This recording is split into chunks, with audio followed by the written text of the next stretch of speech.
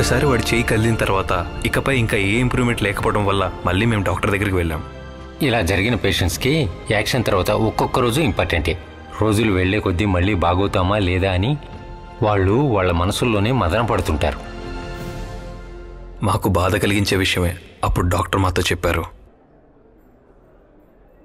మేము వచ్చేటప్పుడు డాక్టర్ మాతో ఓ విషయం చెప్పాడు. తిట్టే విధంగానే ఏం చెప్పాడో తెలుసా? నిన్ను పేషెంట్లో చూడకూడదు, మంచంలో ఇలాగే పడుకోబెట్టకూడదు. అరే నేను ఇంకెక్కడికి తీసుకెళ్లాలరా? ఇంకా మేమేం చూపించాలి? నీకేదైనా తోస్తే చెప్పు. ఇలా చూడు, ఓ రోజు అంజలి అనే అమ్మాయి ఇక్కడికి వచ్చింది గుర్తుందా? యాక్సిడెంట్ అయినప్పుడు ఆ అమ్మాయి గురించి ఆ డాక్టర్ చెప్పినట్టే ఏపీజే బుక్ తీసుకురానా, లేకుంటే ఎవరైనా సినిమా హీరోనో హీరోయిన్నో తీసుకురావాలా? అది కాకుంటే ఇంకా లేకుంటే నీ ఫేవరెట్ ఏఆర్ రెహమాన్ని తీసుకురామంటావా? మేమంతా నిన్ను తీసుకెళ్తాం. అదిరా మన ఫ్రెండ్షిప్ అంటే. వాడు ఎప్పటి నుంచో ఆశపడేది అదే కదా.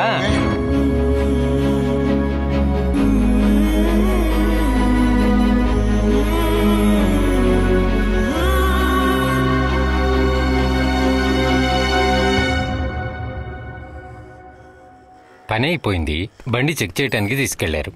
Okay okay. ఏఆర్ రెహమాన్ని చూపించడానికి తీసుకెళ్దామని విజయ్ తమాషాకు చెప్పినా గానీ అందులో అవకాశం ఉందని మేము నమ్ముతున్నాం. వాడు దేవుళ్లా అనుకుంటున్న వ్యక్తిని నేరుగా చూస్తే అది వాడికి ఎగ్జైటింగ్ గా ఉంటుందని డాక్టర్ మాతో అన్నారు. దానికి కాలేజ్ మేనేజ్మెంట్ సపోర్ట్ చేసింది. అందుకు మా ప్రయత్నాలు మేము మొదలు పెట్టాం. దాని గురించి మేమేం చేయాలో అన్నీ చేశాం. దీని గురించి ఏదైనా కన్ఫర్మ్ అయితే శ్యామ్తో చెప్పాలని శ్యామ్ దగ్గర మాత్రం ఈ విషయం చెప్పలేదు. ఆయన కోసం చెన్నైలో ఎవరిని కలవాలో మాకు తెలీదు. తర్వాత వీడి మ్యూజిక్ కనెక్షన్ వల్ల చిన్న హెల్ప్ దొరికింది. మేము అలా టూర్ లాగా బయలుదేరి అందరం ఇక్కడ కలిసి వచ్చాం. సందీప్ వాళ్ళ ఇంట్లో దిగిన మేము నెక్స్ట్ డే ఉదయం సంజు ఫ్రెండ్ అయిన సేతు స్టూడియోకి వచ్చాం. మేము చాలా ఆశలతో వెళ్ళి అక్కడికి వెళ్ళి కొద్దిసేపు వెయిట్ చేశాం.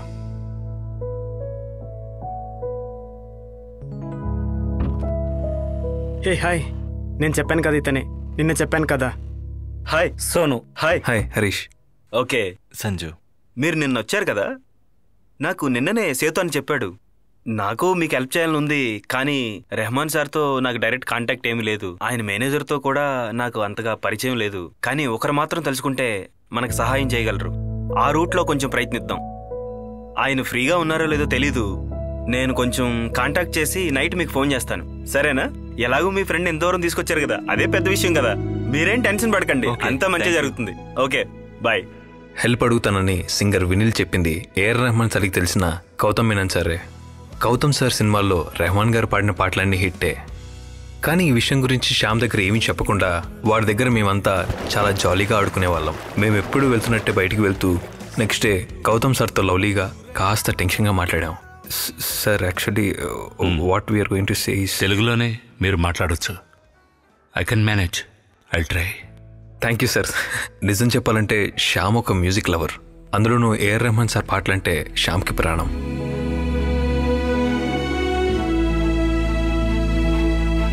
ఎప్పుడైనా ఏఆర్ రెహమాన్ సార్ ఇంటికి వెళ్ళి చూస్తాను. అలా చూడలేకపోతే కనీసం వాళ్ళ ఇళ్ళని చూసేసి వస్తా.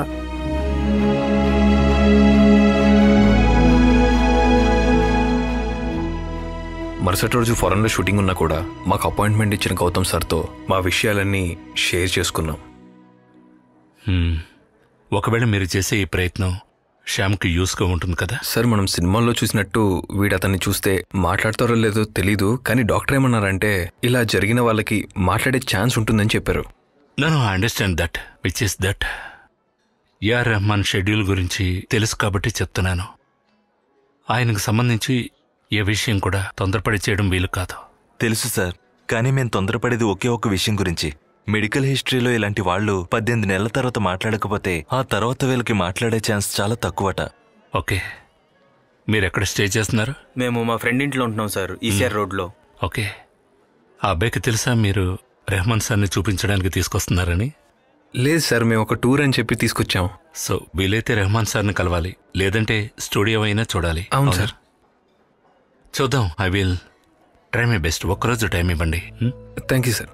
No formalities. మీరు స్నేహం కోసం పోరాడడం బాగుంది గనకే నేను సాయం చేస్తున్నాను. చెన్నైలోనే ఉన్నారు కాబట్టి వీలైనంత వరకు సిటీ చూపించండి, వాడు ఎంజాయ్ చేస్తాడు. తప్పకుండా సార్, అందరం కలిసి తప్పకుండా వెళ్తాం. Okay, all the best. Thank you sir. Thank you. Music దేవుడైన రెహమాన్ సార్ స్టూడియో చూసి తన డ్రీమ్ వరల్డ్కి వచ్చినట్టుంది శ్యామ్కి. నేరుగా చూడలేకపోయినా ఆ ప్లేస్లో ఆయన్ని చూసినట్టు ఫీల్ అయ్యాం మేమంతా.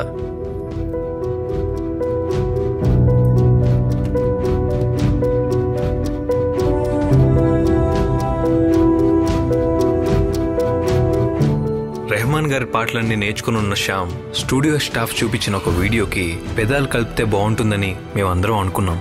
అలాంటి ఒక ఫీలింగే వాడి ఫేస్లో మేమందరము చూసాం.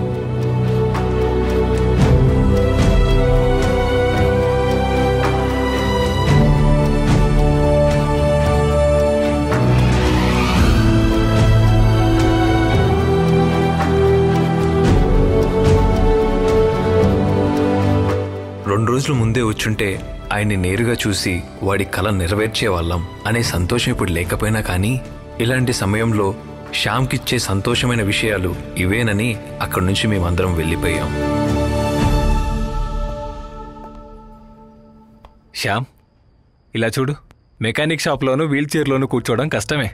మన ప్రాబ్లం సాల్వ్ అవ్వగానే మనం ఇక్కడి నుంచి వెళ్ళిపోవాలి. అది బండైనా కావచ్చు, మనిషి అయినా కావచ్చు. రాత్రి మెకానిక్ రిపేర్ చేసేటప్పుడు రాత్రంతా మీ ఫ్రెండ్స్ అందరూ నీ దగ్గర ఉన్నారు చూడు, అది నమ్మకం. ఇలాంటి విషయాలు ఒక్కోసారి నేరుగా చూసినప్పుడు ఒక్కొక్కసారి జీవితంలో అన్నిటికన్నా మించిన ఆస్తి ఏదంటే స్నేహమనే అంటాను. అదే స్నేహానికి ఉదాహరణ. ఎంజాయ్ చేయండి. యాక్చువల్గా ఈరోజు బెంగళూరుకి వెళ్ళాలని కారులో వచ్చాను. కోయంబత్తూరులో నా ఫ్రెండ్ ఉన్నాడు, వాణ్ణి చూసి వెళ్ళడానికి. వెళ్ళేటప్పుడు బండి రిపేర్ అయ్యే టెన్షన్లో ఉన్నప్పుడే మిమ్మల్ని చూశాను. కానీ ఇప్పుడేమనిపిస్తుందంటే బండి రిపేర్ అయ్యింది, రిపేర్ అయిన బండిని వదిలేసి ట్యాక్స్ లో వెళ్లకుండా ఇక్కడే ఉన్నది మీకోసమే అనుకుంటా. లేకుంటే నేను మిమ్మల్ని మిస్ అయ్యేవాడిని. మాకు అలాగే అనిపిస్తుంది సార్. అవును కదా? అవును, ఇక్కడ ఒకరు మిస్ అయ్యారే, అదే మినిస్టర్ గారు అబ్బాయి. హనీ. అవును, వాడు హైదరాబాద్ లోనే ఉన్నాడు. వాళ్ళ కజిన్ ఇంట్లో ఒక ఫంక్షన్ ఉంది, అది చూసుకుని రేపు బయలుదేరతాడు. ఓకే, ముందు మనం థ్యాంక్స్ చెప్పాల్సింది ఇతనికే. ఏదో తెలిసినోళ్ళు కదా అని చెప్పి వచ్చి పిలిచినప్పుడు ఇతను నిద్రలో లేసి షాప్ ఓపెన్ చేసి మన బండ్లు రిపేర్ చేసి ఇచ్చాడు. ఇతను మనూరే. చిన్న సెటప్ ఉంది. అవును, వీళ్ళ బండి ఏమైంది? అది లేట్ అవ్వదు, అయిపోవచ్చింది. ఓకే ఓకే, నేను బయలుదేరుతాను. Okay, bye sir. సరే శ్యామ్,